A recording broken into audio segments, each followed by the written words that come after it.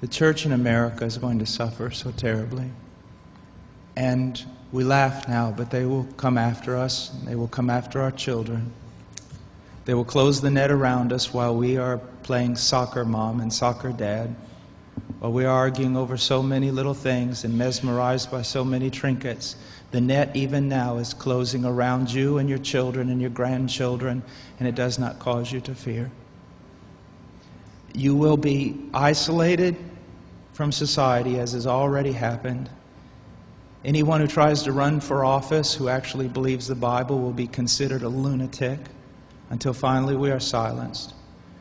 We will be called things that we're not and persecuted not for being followers of Christ, but for being radical fundamentalists who do not know the true way of Christ, which of course is love and tolerance. You'll go down as the greatest bigots and haters of mankind in history. They've already come after your children, and for most of you, they got them.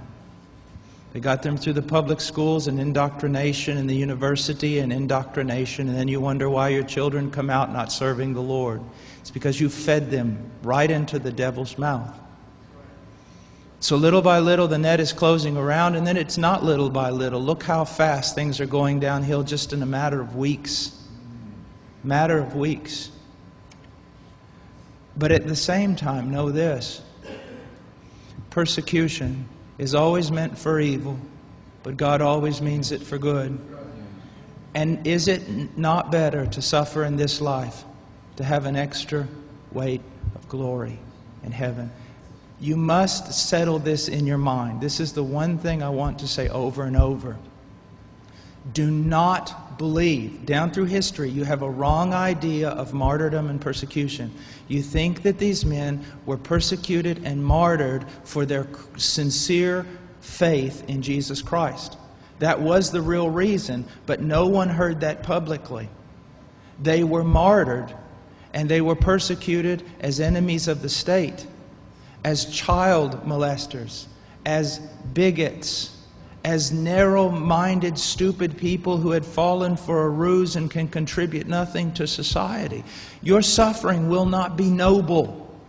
So your mind must be filled with the Word of God when all people persecute you and turn on you. And if the Spirit of God in common grace pulls back and you see even your children and your grandchildren tossing in the lot that you should die. This is no game. You want revival and awakening, but know this. For the most part, great awakenings have come only preceding great national catastrophes or the persecution of the church.